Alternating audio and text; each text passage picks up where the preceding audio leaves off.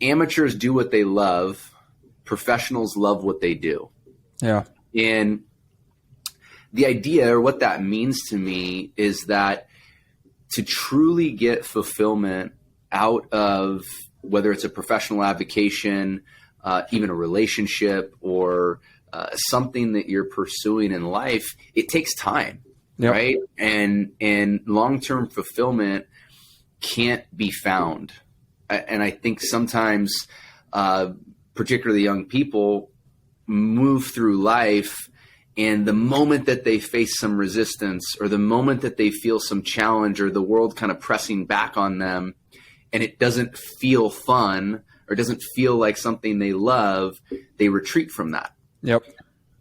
And that goes back to what I said at the outset, is that there's a misinterpretation of what it means to do what you love, right? And I think people are misinterpreting a short-term emotion for what is ultimately long-term satisfaction. So, in the professional setting, I'll talk with young advisors in my firm all the time, and they'll say, I'm not feeling like I'm having an impact, or I'm not feeling fulfillment in the work that I'm doing.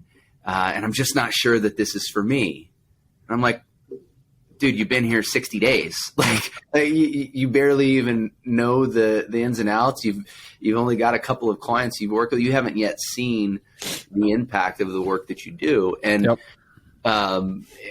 it's similarly in a relationship, right? Like I tend to be one of the lucky people who, maybe got struck by lightning. And the night I met my wife, I said, I'm going to marry that woman.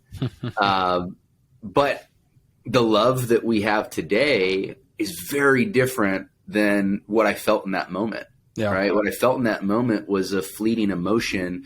What I have today is this deep, all-encompassing love and passion for a life that we're building together. And you don't get to that without going through some struggles and challenges. Yep. Right? And so it's the same thing in the professional world.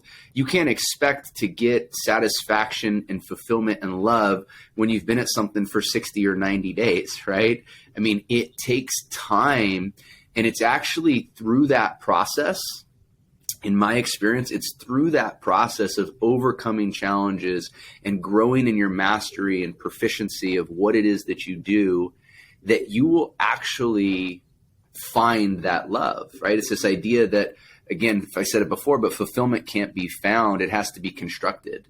And it reveals itself through the process of showing up every single day and doing the work. No, well said. And it's funny because everybody these days tells you, do something you love, because then you'll never have to work another day in your life. Like that's such a cliche thing, but everybody's saying it, especially coming from mom, dad, grandma, and grandpa.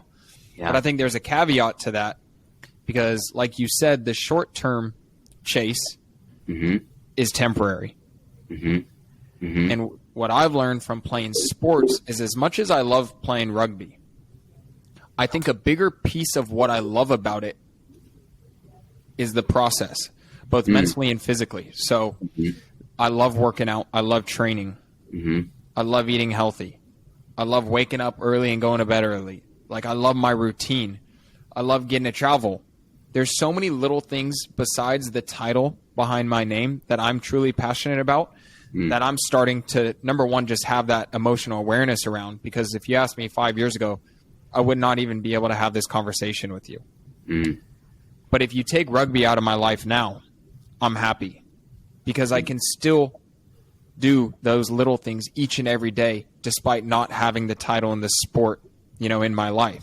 And I think that's a big piece of the puzzle that a lot of people aren't talking about, is just because you're a financial advisor, you're a wealth manager, that's just a small piece of your life. And you can love so much more about your life regardless of your profession. Yeah.